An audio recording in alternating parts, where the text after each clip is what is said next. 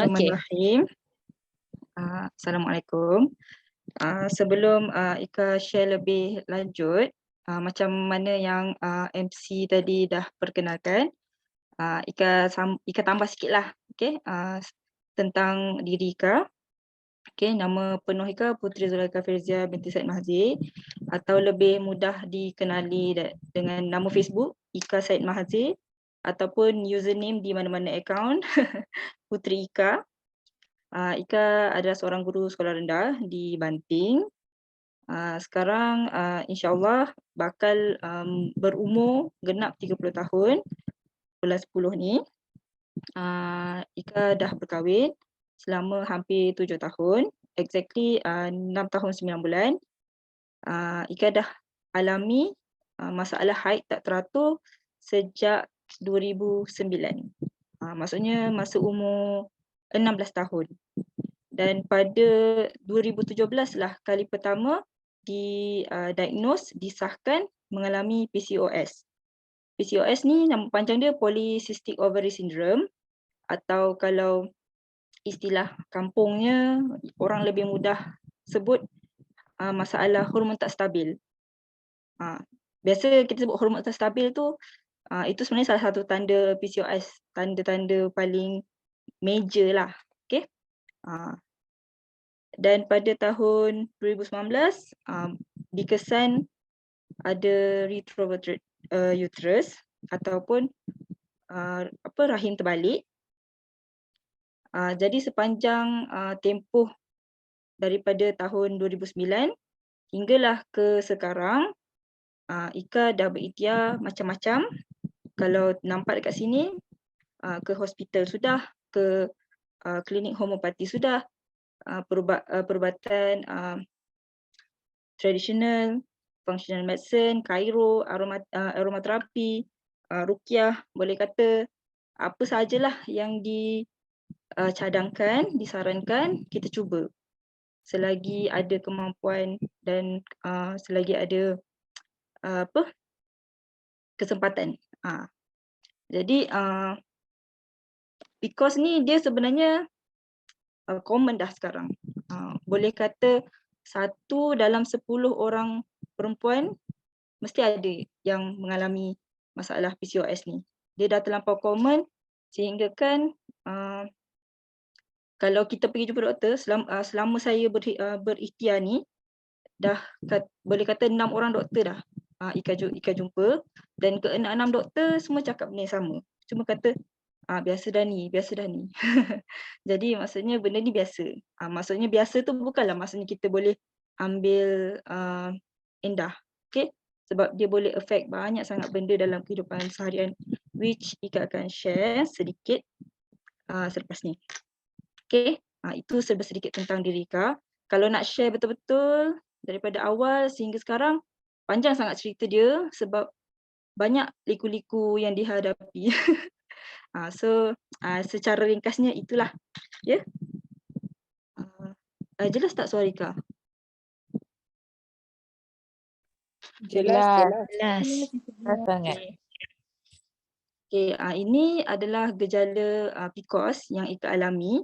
Sebenarnya kalau sesiapa yang mungkin ada pengalaman ataupun diri sendiri mengalami PCOS, mungkin berbeza gejala yang dihadapi berbanding Ika. Tapi ini Ika lah secara peribadinya. Sebab bila Ika join support group PCOS ni, rupa-rupanya lain orang lain gejala. Tapi didiagnose PCOS juga, cuma lain gejala. Cuma yang ini Ika punya gejala lah yang Ika dah alami sejak dulu-dulu lagi. Jadi untuk PCOS, untuk Ika punya masalah, yang paling utama yang Ika hadapi sejak lebih 10 tahun yang lepas tu, yang pertama sekali fizikal lah, haid tak teratur. Haid tak teratur ni nanti Ika akan tunjukkan macam mana tak teraturnya dia. InsyaAllah nanti Ika akan share Ika punya tracker lah dalam slide yang seterusnya. Lepas tu rapid weight gain dan juga slow weight loss. Maksudnya berat naik laju, berat turun slow. Ini adalah antara simptom PCOS sebab PCOS ni dia berkait dengan masalah hormon, insulin, metabolism, macam tu. Dan kemudian Ika rasa sluggish, cepat penat, kadang-kadang bangun pagi je dah letih. Itu pun salah satu tanda hormon stabil lah, masalah insulin, masalah metabolism. Lepas tu ada juga masalah sakit tumit, pinggang, sendi dan sciatica.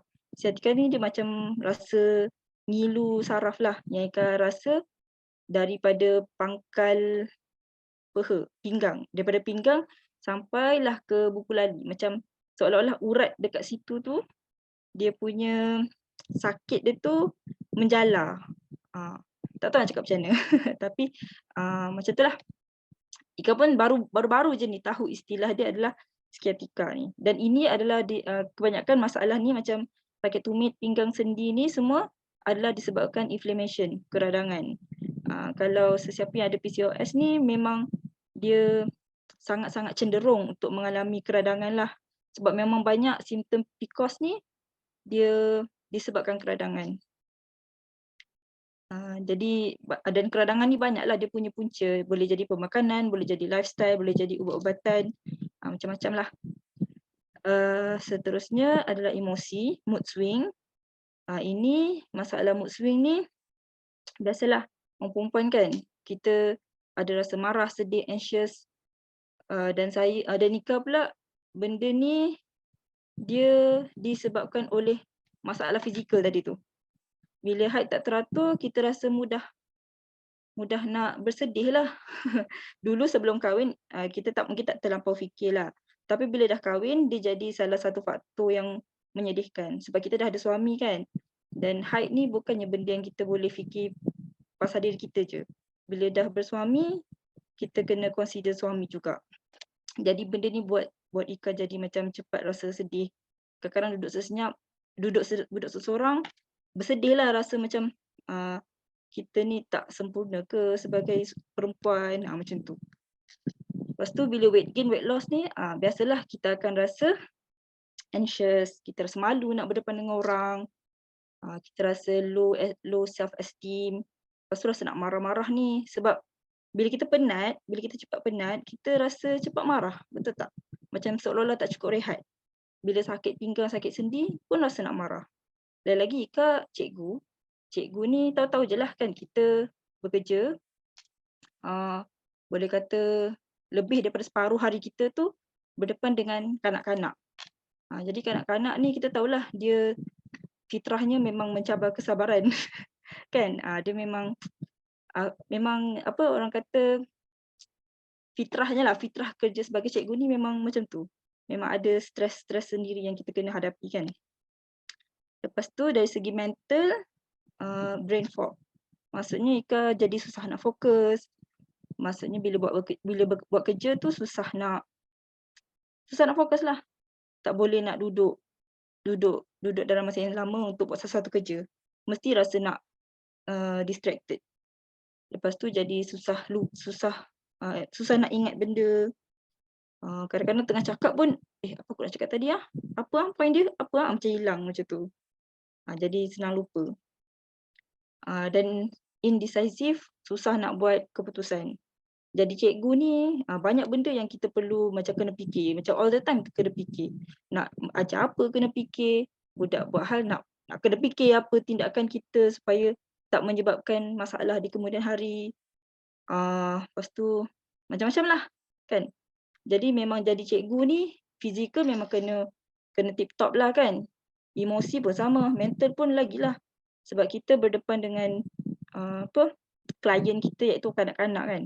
Dia orang sendiri pun memerlukan kita untuk bimbing dia orang untuk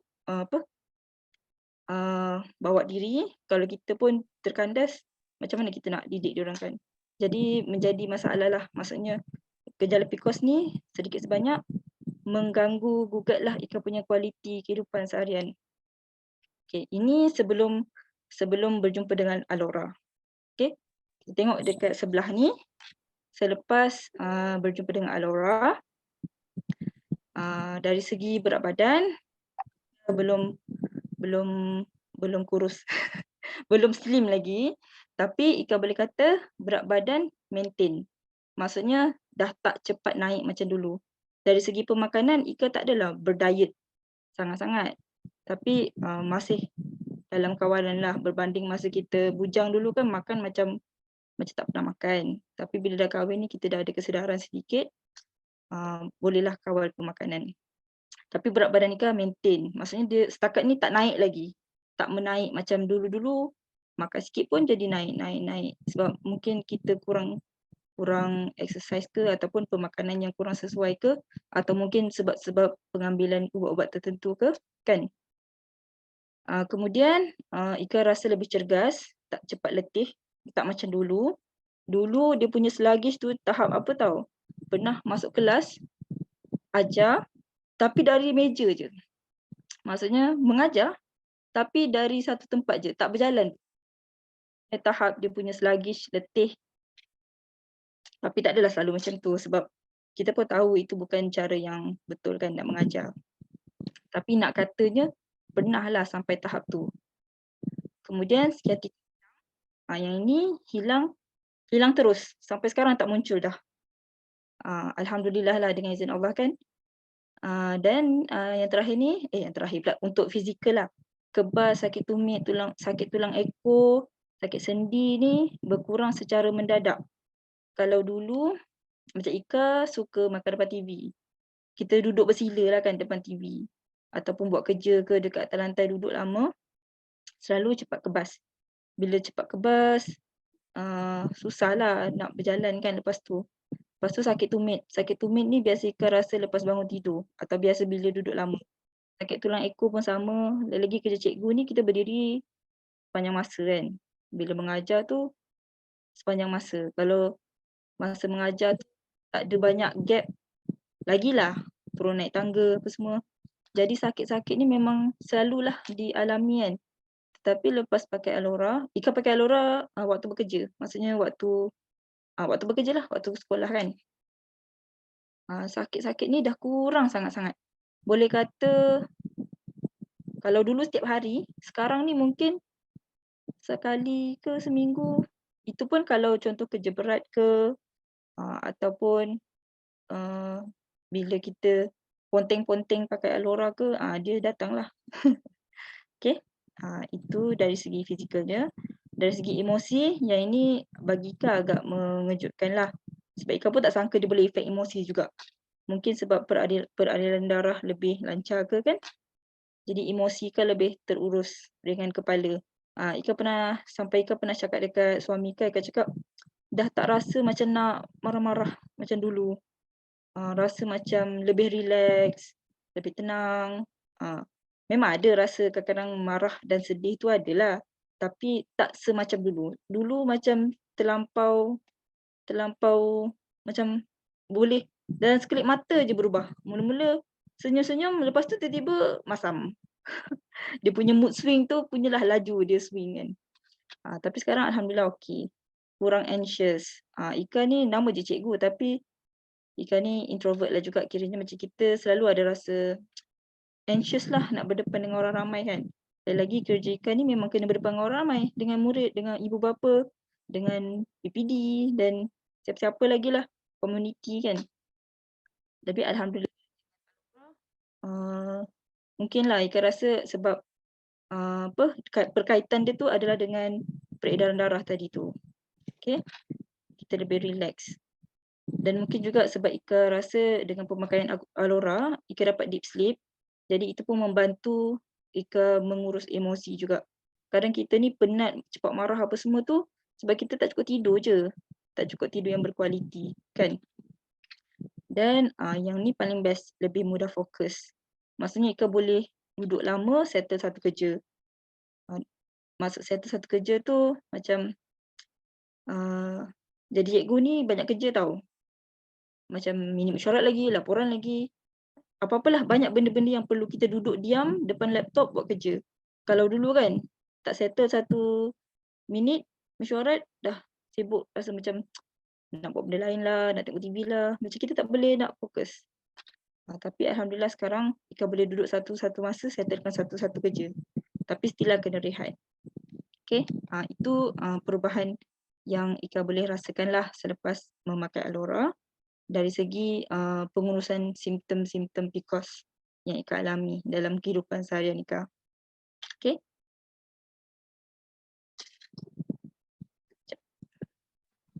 Seterusnya, ini adalah keadaan sekarang yang mana pada tahun ni, pada selama Ika berikhtiar ni, pada tahun ini bulan Januari, kali pertama doktor merujuk Ika dan suami ke Hospital Besar Sultanah Nur Zahirah di Kuala Terengganu. Sebab sebelum ni Ika duduk Kuala Terengganu. Sebelum ni Ika duduk Marang, Terengganu.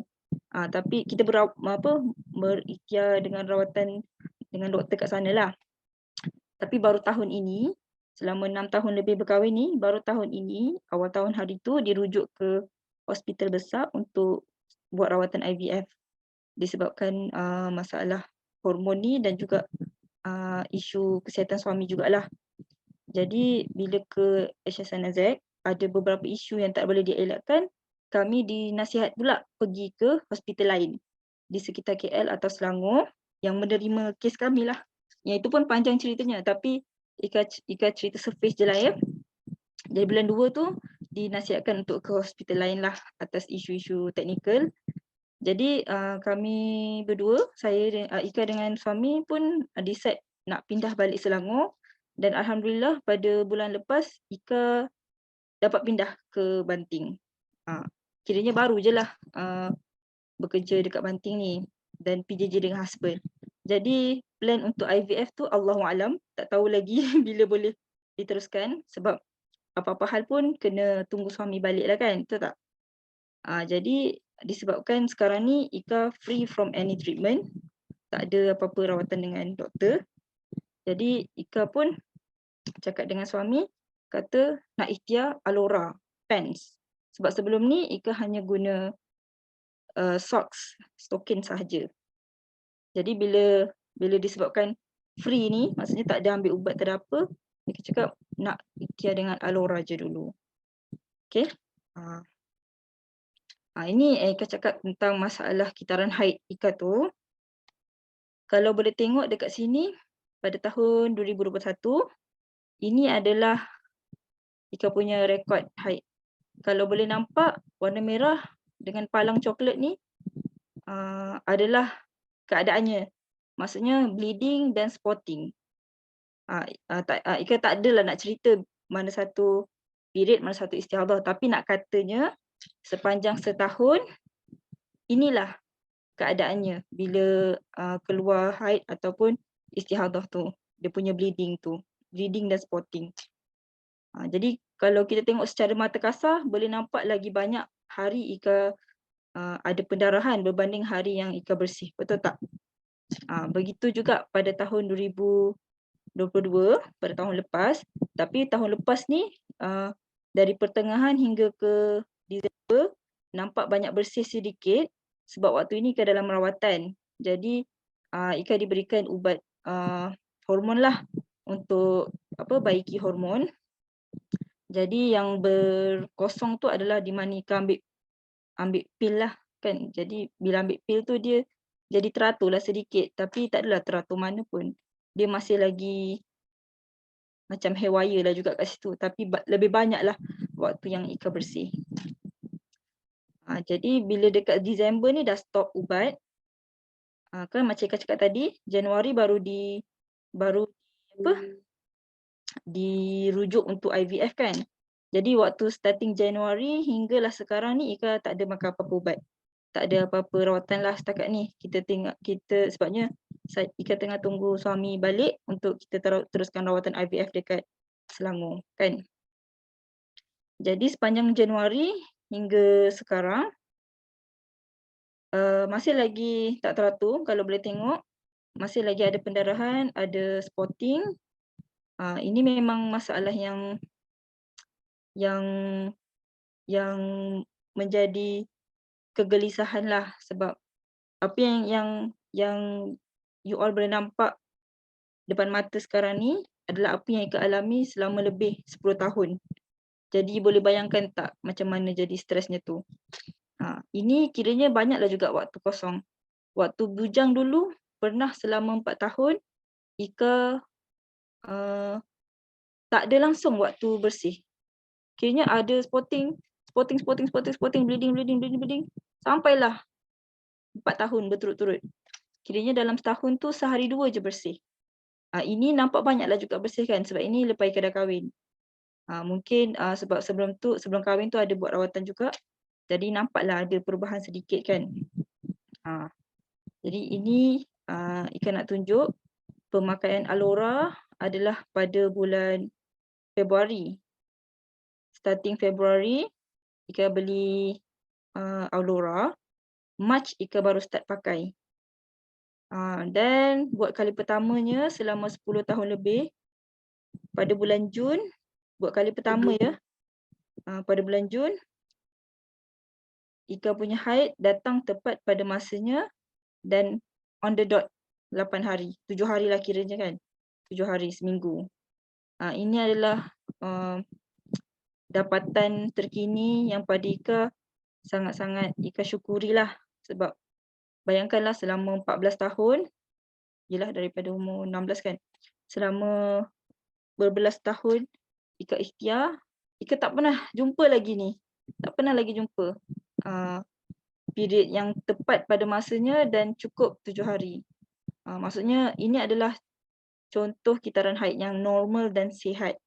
Okay, dia kalau berlebih-lebih sedikit tu okey lagi. Tapi masalah Ika selama ni dia berlebih-lebih tu berlebih banyak. Lepas tu ada pula berekor-ekor dengan spotting-spotting lagi kan.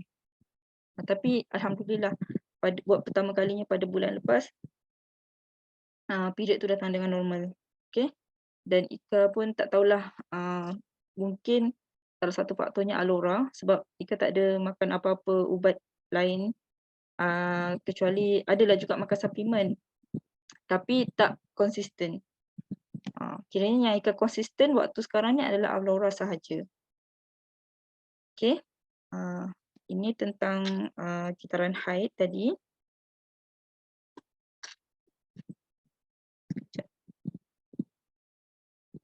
Kenapa dia tak move? Okay. Ini Ika pertama kali terjebak dengan Alora pada 25 Oktober tahun lepas. Waktu ni Ika hanya memakai socks. Tetapi yang Ika dapat deep sleep. Tidur yang lena. Lepas tu bila demam, pakai memang akan cepat kebah. Dalam sehari atau 2 hari dah tak demam dah. Lepas tu lenguh-lenguh urat yang biasa kita rasa masa nak demam tu pun sekejap je, dia tak berpanjangan. Lepas tu bila Ika pakai waktu bekerja, jarang Ika rasa tegang tapak kaki. Jarang-jarang sangat.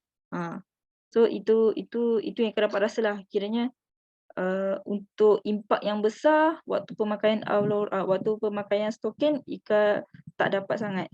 Tapi ini pun bagi Ika adalah satu improvement yang baguslah, sebab kaki ni penting kan. Lepas tu macam Ika cakap, start bulan 3 baru Ika guna Alora, iaitu start 5 hari bulan. Ika catat dalam handphone waktu tu sebab Ika nak tengok apa yang dia bagi kesan dekat Ika kan. So pada hari pertama iaitu 5 hari bulan tu, terus dah rasa kurang lenguh. Ngilu saraf ni sciatica tu lah yang Ika tulis awal tadi kan. Ngilu saraf ni dia selalu sangat datang. Dia macam tak ada waktu yang tertentu. Tiba-tiba je dia datang. Macam tu. So waktu tu dah tak ada. Lepas tu tidur lena. Hari kedua, ketiga dah tak sakit tumit. Hari keempat waktu ni, ini kali pertama Ika pakai tanpa ada something else kat dalam. Kiranya tanpa pakai panties kat dalam. Waktu tu Ika rasa hilang kebas. Waktu tu dah start rasa macam berdenyut-denyut dekat betis. Mungkin dia sedang bagi reaksi lah. Hari ke-5, ke-6 dah tak sakit tulang punggung. Dah tak ada rasa sakit tulang ekor. Lepas tu bila Ika exercise pun sakit kaki waktu exercise tu. Maksudnya selepas exercise tu dia dah tak selama dulu. Dulu kalau lepas exercise tu sakit kaki tu seminggu nak habis.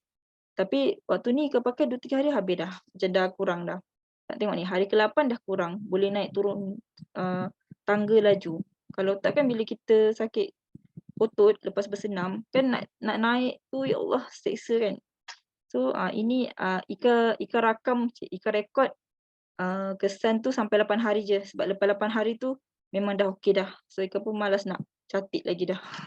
Sebab daripada hari 1 ke 8 ni dia punya impak pun dah sangat besar dan sangat best. Jadi Ika tak update lagi dah lah. Lepas tu ini slide terakhir. Kenapa Ika masih lagi terus dengan Alora dan Ika rasa akan terus dengan Alora, dan Ika harap orang-orang yang nak berikhtiar pun sama-samalah cuba Alora, sebab Ika dah berikhtiar selama lebih 8 tahun. Bayangkan daripada 2009 hingga 2022. Jadi macam-macam lah yang Ika dah cuba. Jadi sepanjang berikhtiar tu, kalau contoh ubat-ubatan, ada kesan sampingan yang teruk. Ika tak boleh cakap lah ubat apa, sebab lain orang mungkin lain kesan kan. Tapi Ika ada kesan sampingan yang teruk. Kesan sampingan teruk tapi habis ubat, masalah tu tak hilang pun. Masalahnya masih sama. Lepas tu, contoh ada rawatan lain berkala. Jadi Ika tak mampu sebab dia nak kena konsisten. Bila konsisten ni mestilah melibatkan masa, melibatkan kewangan, dan kita ni bukan orang kaya, kita pun ada kemampuan yang terbatas. Lepas tu ada juga ikhtiar yang Ika buat, sangat bagus, sangat berkesan, tetapi terlalu mahal dan jauh. Sebabkan waktu tu Ika dengan suami masih lagi dekat Marang, Terengganu, dan rawatan tu berada dekat Selangor. Jadi memang bagus, sangat bagus, tapi terlalu mahal. Sekali pergi je paling kurang 1,000. Itu baru sekali pergi. Kalau dalam 2-3 bulan kena pergi lagi, Ika boleh kata nak hampir 10,000 dekat tempat ni. Jadi tiba-tiba waktu tu PKP, jadi treatment tu terhenti kat situ. Dan lepas PKP, Ika tak dapat nak teruskan lagi lah, sebab masalah kewangan dan lain-lain lagi hal. Okay. Jadi berbanding dengan Alora, kalau boleh tengok kat sini, Alora dia adalah terapi yang boleh dipakai. Jadi dia sangat selesa, Ika tak perlu nak travel jauh dan tak perlu nak tunggu masa-masa tertentu, dan dia bukannya berkala. Maksudnya 2-3 bulan sekali kena pergi, tak perlu. Jadi bagi Ika tak lokek lah nak berikhtiar dengan Alora ni, sebab berbanding dengan pengalaman Ika lebih 10 tahun berikhtiar dengan macam-macam yang lain tu, Alora ni dah memudahkan dari segi banyak cara dah. Dia dah memudahkan dari segi nak memakai, nak mendapatkan dia, nak membawanya, nak mendapatkan manfaatnya.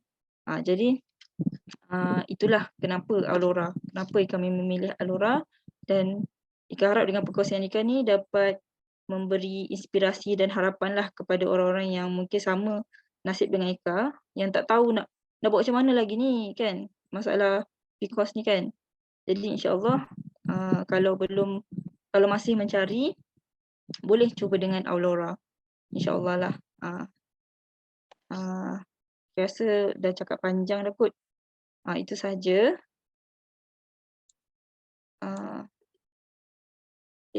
Terima kasih. Assalamualaikum warahmatullahi wabarakatuh. Terima kasih Ika. Masya Allah sangat detail perkongsian daripada Ika. Dan kalau kita rasa